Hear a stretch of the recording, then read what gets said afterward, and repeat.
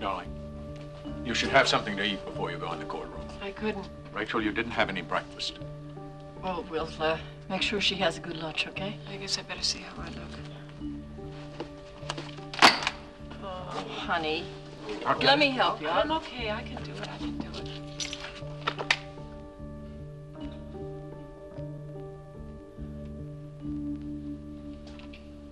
The mirror is broken.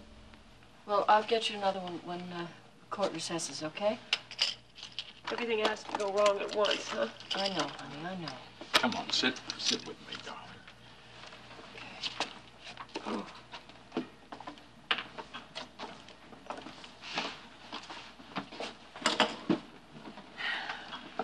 Rachel, if it's any comfort to you, the worst may be over today. You mean you think that Colton is finished presenting his case? Yes, I do. But I have to testify, so does Mom and Mac. Oh, we'll be okay, honey. Besides, I think it's clear by now that Colton can't get a conviction. Doesn't matter. The newspapers have convicted me no matter what Colton does. I'm sorry. I know it's hard for all of you. Oh, sweetheart. And I have no right to feel sorry for myself. You've been under a terrible strain. Perfectly normal for you to be affected by it. Are you ready to go to the courtroom, Rachel? No. Look, why don't you leave us alone for a couple minutes, okay? Fine. We'll be right outside. Okay. I love you.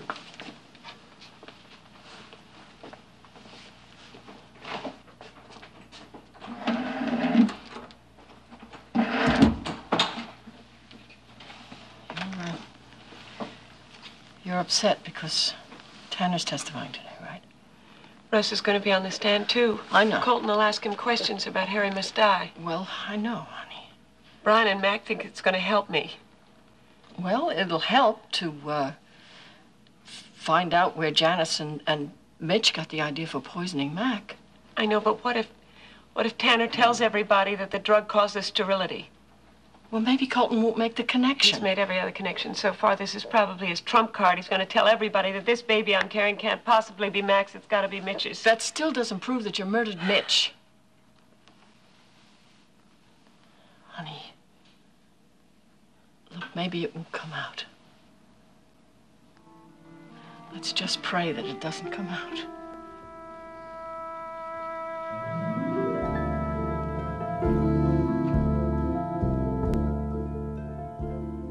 Is that slide better? Much better. See, the stain on the first one was too light. Rick, I think you have a visitor. Huh? What? Hi! Do you know my assistant, Donna Sherman? Hi, Donna. How are you? Overworked, as usual. Oh, yeah? I think I'll talk to my brother about that. Oh, well, just for that, we're all going to take a coffee break. Can I get you a cup? Please. Okay? No, thank you. So, what can I do for my favorite sister? Give me a spare 5 minutes. Help me straighten out my life. 5 minutes? It may take 6. Yes? I see. I'll tell her right now. And thanks for calling.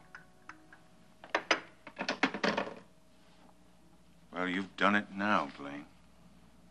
Done what? Oh, don't worry. Jess Cooper will find out about this just as soon as I can reach him. Find out about what? What have I done?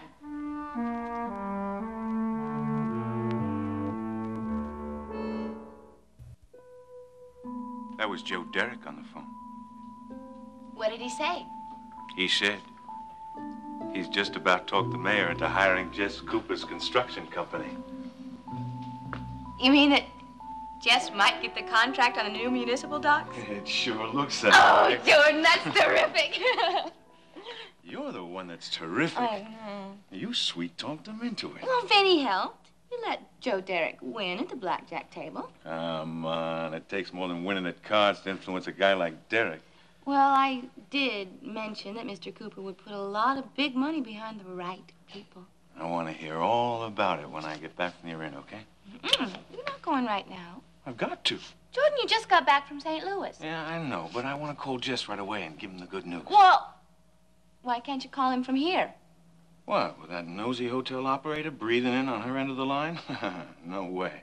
I'll talk to you when I get back, okay? No, I'm not gonna let you go. Not until you have some juice and some toast, okay?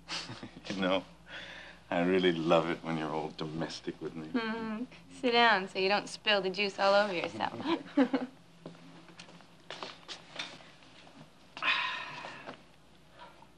Aren't you gonna ask me how much the house had to lose so that Joe Derek could win at blackjack? What do you mean, how much the house lost? Well, I told Vinny to let Mr. Derek win, and that meant that everybody at the table had to win. So, how much did it cost us? Over 2 nights, almost $4,000. And how much did Derek take home with him? 600. That's peanuts. Jess will make 1,000 times that much in the construction deal. And you can expect a nice, fat bonus. Could I make one little suggestion? Sure. What is it? Well, that you tell Mr. Cooper that whenever he deals with Mr. Derek or anybody at City Hall, that he sounds very civic-minded. Don't worry. Jess knows how to play that game. I thought so. That's why I made him sound like one of the original founding fathers with lots of money to contribute to the mayor's pet projects. You're a genius. You know that? Well, you know that. And I know that. But to Mr. Derek, I came across as Miss Dumb and Sweet. It's perfect. I want you to tell Jess the whole rundown. What, is he coming to Bay City? When he hears this news, you bet he's coming. Hey, I forgot to ask you how everything else went while I was gone. Oh, all 3 nights that you were gone, business was great. Any special people come in? Kit Holloway and Brad Garrick paid us a little visit. Oh, yeah. Zachary Colton came in. Did he play? Well, yeah. After I talked him into it. Did he win or lose? He lost. A couple of hundred. Did you put it on the tab? Of course.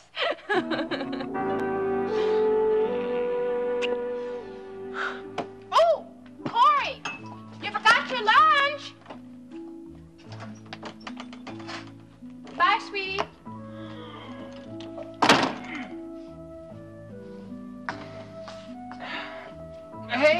Hey, what's that for? What's that for? That's for last night. Remember when we were first married? You said we'd never get over the magic. Yeah, we never did. Last night was like a honeymoon. I think it was better. Things will never change, will they, honey? Change? I mean, it'll always be this way, won't it? Well, I hope so. Hello? Yes, he is. It's for you. Hello. This is Captain Petroni, Larry, but pretend you're talking to a friend. Yeah, hey, how's it going? Listen, when you're on night duty, don't you usually jog sometime during the day? Yeah, I'm going jogging right now. You want to join me? It's just one of the guys. How about meeting me at the park? No, the park's no good. You remember that place I suggested last night? Sure, the warehouse when I was on the narc squad? There's a phone booth near the entrance. Can you meet me there in 20 minutes? Yeah, I'll be there.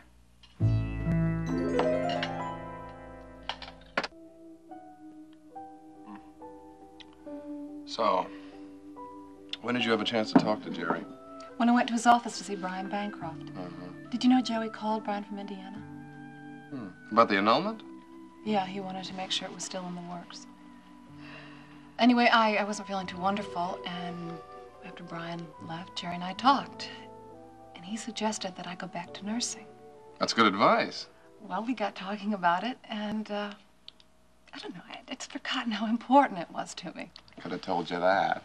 Well, I guess I needed to be reminded. Well, you're going to act on his advice? Yes, I called a hospital in Ogden this morning. That's terrific. Where you don't know what happened.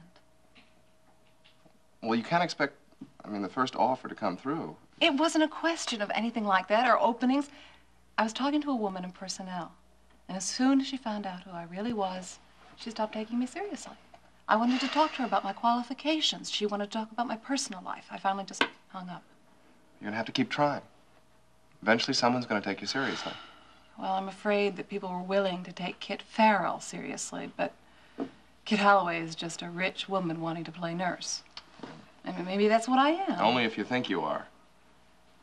Is Rick Holloway around? Yes, down the hall and first door to your left. Marianne? I didn't think you'd come. I'm a curious person. Hello, kid. Hello, Marianne. I was going to call you to thank you for that nice party the other night. Well, I passed that around to my Aunt Liz, and she organized the whole thing. So can you stay a while? Only if you promise to kick me out when things get busy. Marianne, why don't you take my seat? I was just on my way out anyway. Oh, don't rush out. No, it's okay. You see, I love my brother very much. I'd do anything for him, including leaving right now. Well, you wouldn't be bothering us, honestly. Okay, Rick. Well, don't go, he says weakly.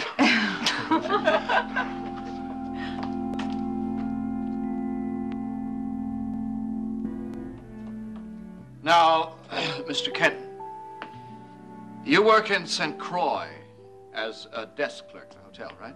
Yes, sir. And one of your jobs is to prepare a bill for each of the guests, yeah? Yes. And included in that bill are telephone charges. Correct. Now, did Mrs. Corey make any phone calls while she was staying at your hotel? Yes. She made 2 calls to the Christianstadt Hotel. Ladies and gentlemen, I'll remind you the Christianstadt Hotel is where Mitchell Blake was staying during his time in St. Croix. Now, can you tell me if Mrs. Corey made any other phone calls? No, sir. How can you be sure? Because all calls go through the hotel switchboard, and they are later checked with the telephone company bills. So you're absolutely positive that Mrs. Corey made only 2 phone calls, both of those to the Christianstadt Hotel? Yes, sir. All right. Your witness.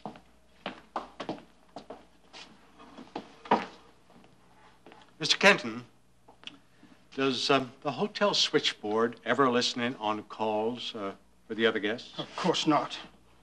Then you cannot be certain that Mrs. Corey was calling Mr. Blake, can you?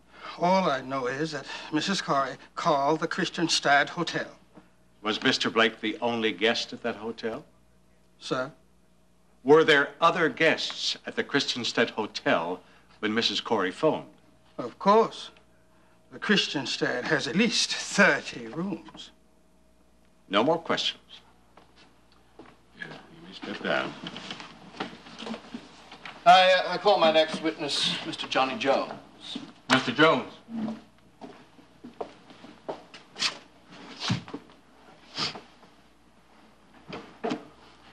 Do you swear to tell the truth, the whole truth, and nothing but the truth? I do. Please be seated. Now then, would you give us your name? Tell us what you do. My name is Johnny Jones. I rent sailboats in St. Croix. Now, Mr. Jones, did you rent a sailboat to Mitchell Blake? Yes, I did. And was he accompanied by anybody when he took the boat out? Yes, a lady was with him. And is that lady in the courtroom? Yes. Would you point her out to us, please? She's right over there. How long did Mr. Blake have this sailboat? For most of the afternoon. And were you present when he and Mrs. Corey returned? Yes, I was. Did you hear them conversing at all? I did. Well, now, would you please tell us what you might have overheard them say? I don't remember the exact words, but I knew they'd been swimming because they talked about it. Uh-huh. What else did they talk about? The lady said she was hungry and wanted something to eat. Yes, so the conversation you overheard was limited to swimming, to being hungry. That's all I heard. Did you hear any angry words? Objection. The prosecutor is asking for an opinion. Overruled. You may answer the question, Mr. Jones. No, I didn't hear any angry words. Well, did you hear any laughter? Yes, there was some laughter.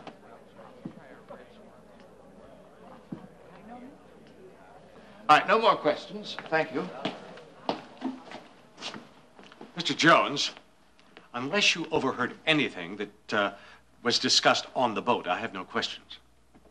I didn't, sir. You may step down, Mr. Jones. I call my next witness Sergeant Ernest Pointer of the St. Croix Police Department.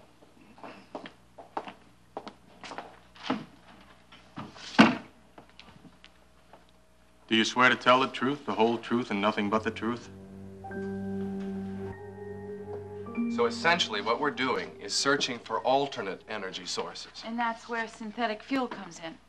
Yes. Now, here we concentrate on plants, but we've also hooked up with a large poultry farm as well. What do chickens have to do with synthetic fuel? We're thinking of combining chicken manure and sawmill waste, corn and coal, and we think we can produce ethanol fuel from that. Talk about recycling. Well, recycling is essentially all there is to the new technology, so. You better kick me or I'm going to go on, and we're going to... You really do love your work, don't you? How can you tell? Well, I couldn't tell the last couple of times we were together, but I have a feeling those were your good days. You think I have bad days? Well, not bad for you. Just bad for anyone who needs personal attention from you. Well, I was very attentive last night. Oh, very. You're a lot of fun to be with. Well, thank you. But I have a feeling that most of the time your head is so full of scientific formulas and theories that you don't notice what's going on around you. I have been accused of having my head in the clouds. Yes. Well, that'd be kind of tough on anyone who wanted to see you on a steady basis, right? Might be. So one of these days, some poor girl is going to fall in love with you and make the mistake of her life. Hey, listen, I'm a terrific guy. Yeah, but you're so busy being terrific in the lab that she'd never see you. Well, what if I fell in love? Have you ever? No. Is that because you don't come out of the lab very often? Maybe. Well, then I guess you'll never fall in love. And you think that's the best thing for me, don't you? Joey? How you doing, Rick?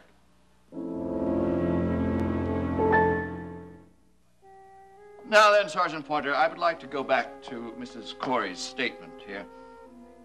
Let me just remind you that this is a statement made by Mrs. Corey to the St. Croix Police Department after Mr. Blake had been stabbed. At that time, Mr. Corey was in the hospital and Janice Corey was dead. Now, the statement has been labeled People's Exhibit B. It was read to you earlier today. Would any member of the jury care to have Mrs. Corey's statement read again? All right. Now then, Sergeant Pointer, is there anything in this statement that would indicate that Mr. Blake was in on a plot to kill Mr. Corey? No, sir. Now, Mrs. Corey read the statement after it was prepared. Yes, sir. And she had an opportunity to add any information that she might have wanted to add. Yes, sir. Can you tell me why Mrs. Corey was the only person to make a statement that day? Mr. Blake was in the hospital unconscious. And what about Mr. Corey? Mr. Corey was drugged and could not remember what happened. All right, now, Sergeant Pointer, in all fairness to the defendant, did she ever say anything to you about this sequence of events that was not included in her statement? I'm not sure I understand the question. Did she ever tell you anything that would indicate that Mr. Blake was involved in this alleged plot to kill Mr. Corey? No, sir, she did not.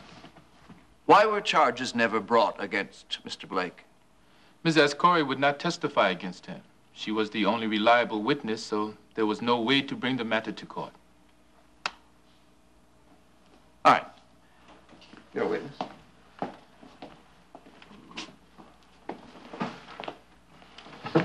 Sergeant Pointer, you say you were present when Mrs. Corey gave her statement. Yes, sir, I was. What was her mental state at the time? Objection. Sergeant Pointer is not a psychiatrist. Objection sustained. Mrs. Corey's ex-husband was in the hospital when you interviewed her. Did she say anything about it at all? She never stopped talking about him. All she cared about was getting Mr. Corey back to the States for treatment as soon as possible. Did she say anything about Janice Corey? She was in such a state of shock, she was not able to tell us much at all about Janice Corey. Thank you, Sergeant Pointer. No more questions. You may step down. I call my next witness, Dr. Russell Matthews. Excuse me, Mr. Colton. In view of the time, the court is adjourned 1 hour for lunch.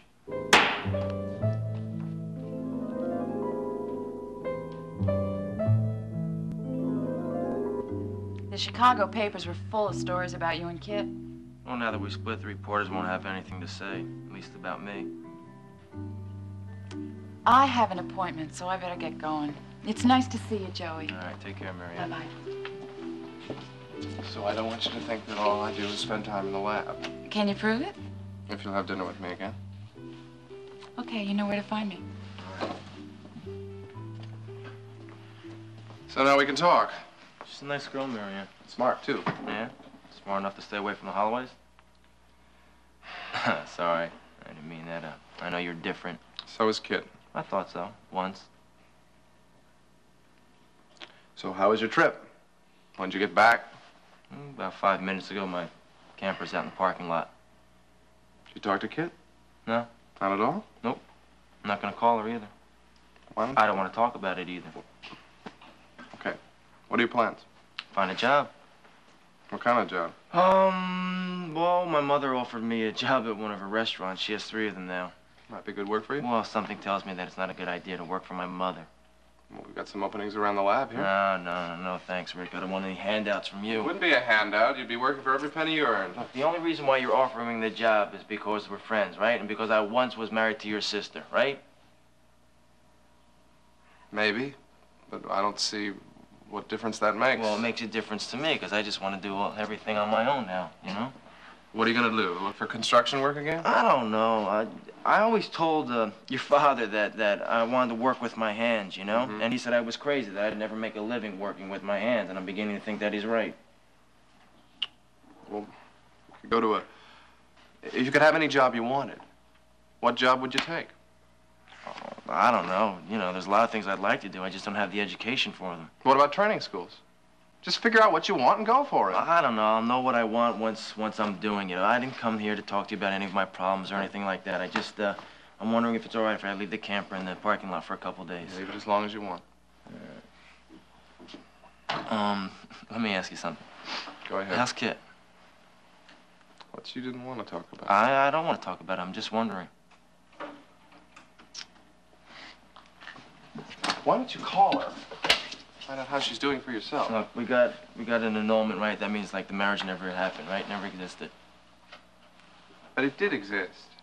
And you're loving each other and caring about each other existed too. All right, what about all the craziness? You know, about me being married to an heiress, or fights over money, or how to live? You know, if I want to annul that, I have to annul all the good times too. I disagree. Look, the girl I married was named Kit Farrell, right? She never existed. So everything that we did just didn't really happen. I'm not mad about it or anything else. That's just the way I want things, that's all. Okay, you want to talk about Kit. Yeah, the same way I wanted to find out how your mother and father's doing. They're all strangers to me, that's all. I don't believe that Kit's a stranger to you. Look, if she was coming to the door right now, and you were to introduce her as Kit Holloway, we wouldn't talk. We wouldn't have anything to say. We're 2 different people. What's this crazy stuff about introducing you?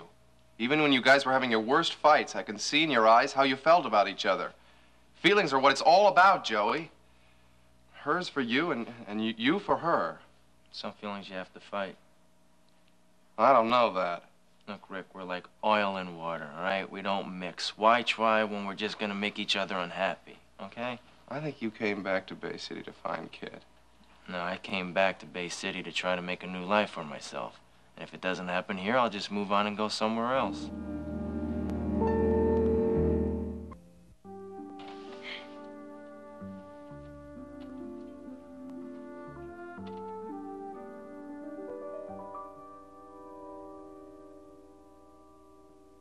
You want some coffee or tea? No, thanks. I just want to talk. Hey, you remember Allison? Sure, she used to live right down the hall from you. Well, she still does, and she's having a get-together later, so why don't you join us? Oh, maybe some other time. I gotta go to work early this afternoon. I know everybody would love to see you. You know, when I used to live here with you and Larry, I had such fun going to coffee get-togethers with the people in this building. Lane, you're always welcome. Thank you. Hey, well, are you meeting any new people at the Bayview Towers? No. Well, Cecile and Miss Amy Holloway, of course, but I don't really want to visit with them. Oh, they work all day anyhow. Clarice, you've never seen my suite yet, have you? Why don't what? Nothing. Come on, Blaine. What were you going to say? Well, I was going to suggest maybe you and Larry come over for dinner some night on my night off. No, he won't go if Jordan's gonna be there. Probably wouldn't come even if Jordan weren't there. So why don't you come over and have supper with us? No, that wouldn't work either. Jordan expects me to be with him at night. Hey, I know. We'll just have to visit during the day, and Corey's been asking about you. So why don't you come over some afternoon, and then we'll go watch him play soccer in the park. Clarice, I would absolutely love that. It'd be great. You're lonely, aren't you? Me? No! I'm with people all night long at the casino, and then, of course, there's Jordan, so when I finally do get a moment to myself, oh, I just love that, you know? Clarice, do you know how good I feel being here with you? That's because you're not doing the ironing. Right. Do you want me to help you with it? No, I remember how you used to hate it when you were married to Jerry. Well, give me something else to do then. You really mean that? Well, yes, I really do mean that. Well, you know what? What you could do. I got some apples. You could peel apples, and then we could make an apple pie. Sounds fun, I guess. I've never done this before. Thank you. You don't do much cooking at the, what's the name of that place you're... The Bayview Towers. The Bayview Towers, do No, you? I don't need to. First, Jordan always orders room service for breakfast, right? And then we eat dinner at the finish line. That must be great having people wait on you all the time. Yeah, it's okay. So, how are things with you and Larry? They're just great. What about, oh, I can't remember her name. She's Robert's wife. Have you seen her lately? Oh, Dr. Olivier Delaney? No, Yeah. she hasn't come by, and that just suits me fine. Oh, so your life is quiet and happy, right? Yeah. Larry and I are having the best time. It's like we're on a honeymoon again. I shouldn't say that unless I knock on some wood. There's some wood. Are you expecting somebody? No. Here, let me get it Well, for you. Who is it? Oh, Joey. Hiya, stranger. Hey, Jerry, hi. Come on in and give me a hug. How are you? Nice to see you. Larry was just talking about you the other day. Oh, yeah? Did you just get back? Yeah, this morning. Well, would you like something to eat? I could No, get you something. no, thanks. You want some coffee? No, is Larry around? Well, he's jogging, but he should be back soon. So why don't you sit down and wait? Well... Come on.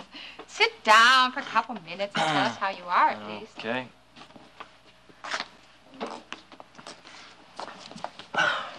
Have you seen Kit?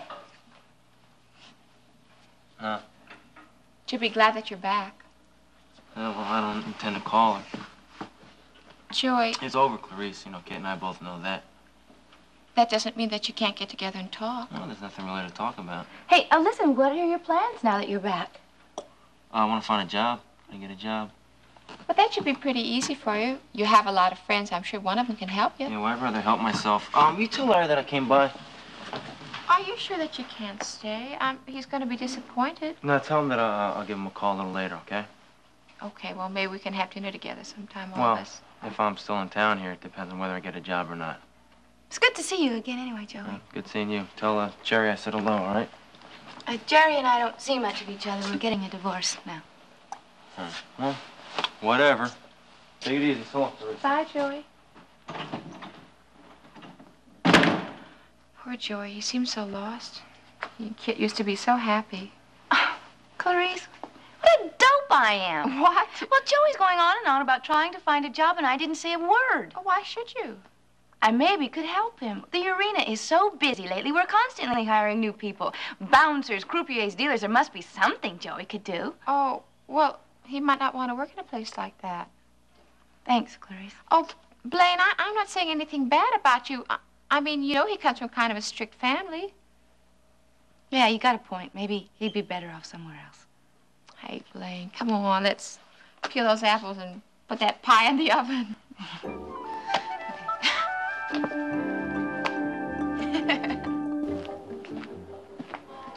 Have you met with the commissioner yet? Yesterday afternoon. What would he say? Come on, Captain Petroni. You said you had a problem you thought I could solve by going undercover. And it's turning out to be an even bigger problem than we thought. Well, I gotta know what it is if you want me to help. You ever heard of a man by the name of Jess Cooper? Yeah, he's one of the guys mixed up with Jordan Scott. That's right. We can't prove it, but We think he's behind the arena. Anyhow, some big political in town is making deals with him. Zachary Colton? No. Joe Derrick, the mayor's assistant. Joe Derrick? I just read that he gave out some big dock contract. Yeah. To Jess Cooper. Oh, you think the deal's crooked? Well, on Jess Cooper's end, it's bound to be. Now we've got to find out how many bad apples we have in the city government. And just how bad they are. Well, I can do that for you if I can become Jordan Scott's hired boy. You might be the only one who could do it. Captain, you know what I want out of this. You're after Jordan Scott. That's right. I'm willing to do anything else to help you, as long as we nail him. Have you thought about what this will mean in your own life? Haven't thought about much else since I came up with the idea. You could lose the trust and respect of everyone who means anything to you. Yeah, I know. Even people in your own family. But I'm willing to live that life if I have to. If anything goes wrong, you might never be able to clear your name. Well, that's a chance I have to take. You gonna let me do it? Well, I'm prepared to give you the go sign. But I can't be your contact anymore. No, I figured you'd have to stay clear of it. Well, if Scott's boys get wise, they can try to frame you and anyone you're working with. Which is why I prefer to get a contact from outside the department. From outside? It's the only way, Larry. Hey, how can I trust somebody who's not a cop? I mean, that's my life on the line. Now, we'll find a contact that we can make sure is trustworthy. Anyway, we have to find someone you can be seen with regularly so it won't attract special notice. Where are you gonna find somebody like that? Sorry, Larry. Can't tell you anymore until I've lined up the contact. You understand, don't you? Yeah, I understand. Well, unless a hitch develops, you've got the go sign.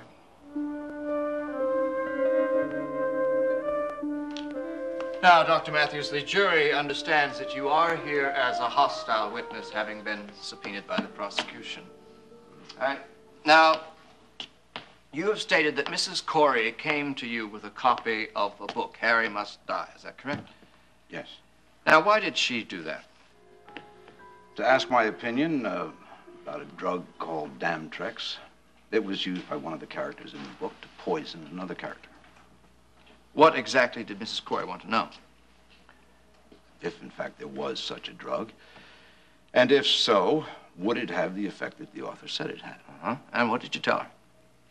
I checked out the drug, and I assured Mrs. Corey that the author's research was accurate. Why did Mrs. Corey tell you why she was so interested in the drug that was mentioned in a book? Yes. What did she say?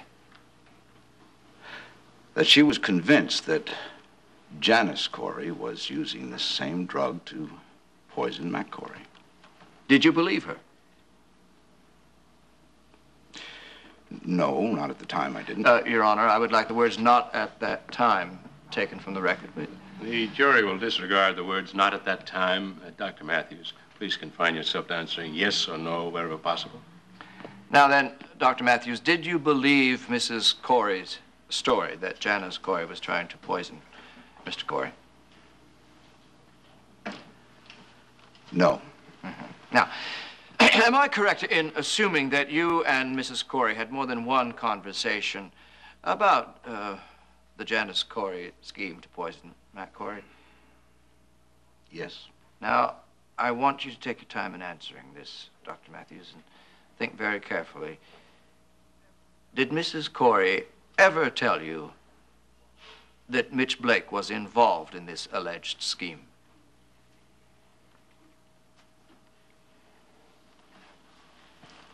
No, she did not. Your witness.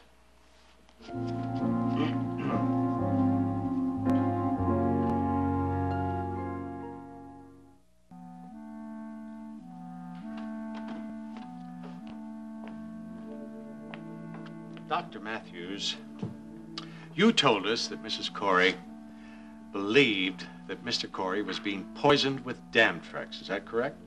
Yes. And what brought on this suspicion? Well, she had studied the the symptoms of the character in the book Harry Must Die, and she realized that Mr. Corey was exhibiting those same symptoms. Could you describe those symptoms for us? Yes, an inability to concentrate, loss of appetite, increasing weakness. And when did you agree that Mrs. Corey was poisoning Mr. Corey from following the procedure in Harry Must Die? Well, Mr. Corey became my patient when he was flown back from St. Croix, and it was immediately obvious that he had been systematically poisoned. In fact, he was so close to dead that he was on the critical list for several days. Dr. Matthews, you and Mrs. Corey are good friends, are you not? Yes. You confide in each other? Yes, from time to time. Did Mrs. Corey ever complain to you that Mitch Blake was pursuing her after she remarried Mr. Corey?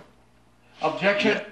This line of questioning was not brought up when I examined the witness, therefore defense may not introduce it now. Sustained.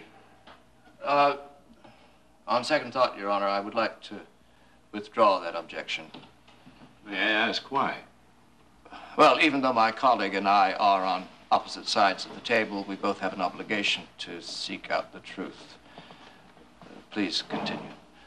Mr. Bancroft.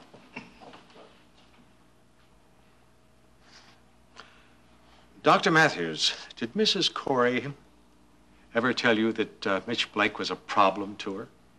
Yes. In what way was he a problem? Well, he would arrange to, pardon me, run into her frequently, even after she made it clear to him that she didn't want to see him. He was constantly calling her in spite of everything that she could do to discourage him. Well, after what Mrs. Corey told you, did it sound to you as if they were having an ongoing affair? Absolutely not, no. No more questions. You may step down.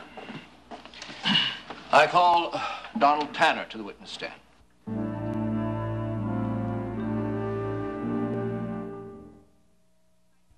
Clarice, did you make this pie crust all by yourself? No. Mrs. Wyndham said that this frozen stuff was good, so I thought I'd try it. Well, if you save me a piece, I promise I won't breathe a word to anybody. Why don't you just stay for supper? Then you can have it right out of the oven. Oh, I'd love to, but I gotta get to the arena because we're interviewing some new waiters. Oh, that sounds like Larry. Hi, honey. Hi. Hello, Blaine. We've been having a nice visit. I'm going. Hey, Blaine, you can stay a few minutes. Hey, you might as well, as long as you're here. I think I'll put my pie in the oven.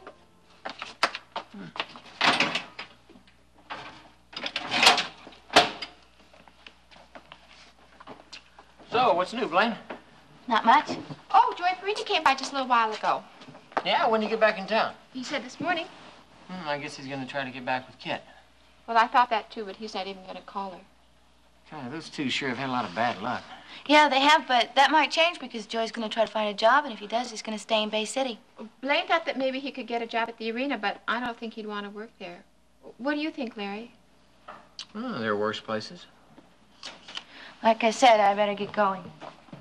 Well, I'm glad you could stop by. Are you? I think families ought to keep in touch. It would be a lot easier if you weren't so touchy about Jordan. Hey, you're my sister, Blaine. I don't care who you live with. Well, can you treat me like a sister even when Jordan is around? Like, you give me some time. And maybe I might even at least work up to treating him in a civil way. That would be nice. But I won't hold my breath. Goodbye, Chris. Bye, honey. Thanks for that book for Corey. Hey, no problem. So long, Larry. So long. I wish we could see more, Blaine. I miss her, and so does Corey. Yeah. I know.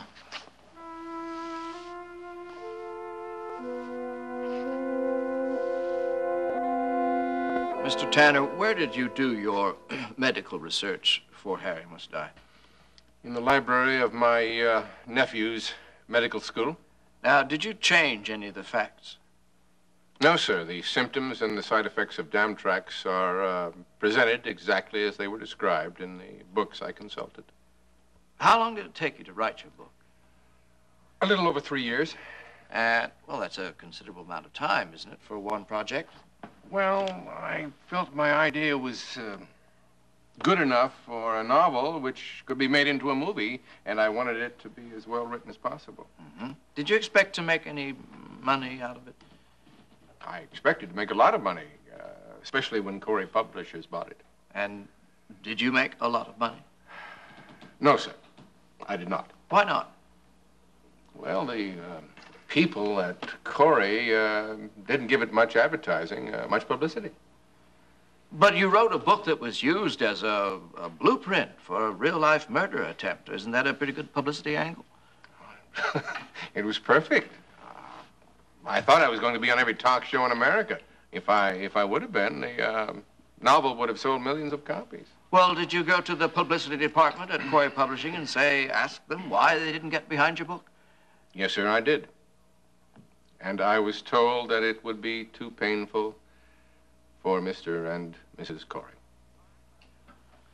All right, I have no more questions. Brian, you have to do one thing for me. Don't cross-examine that man. Get him off the stand.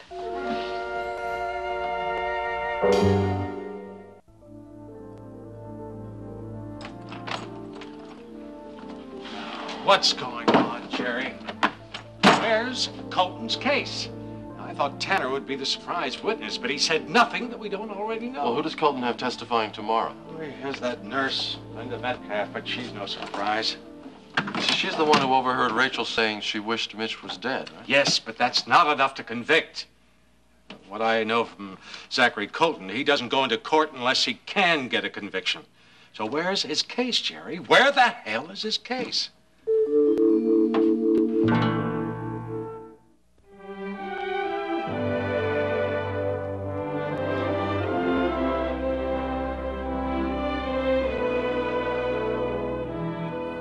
Join us each weekday at this time for the continuing story of Another World.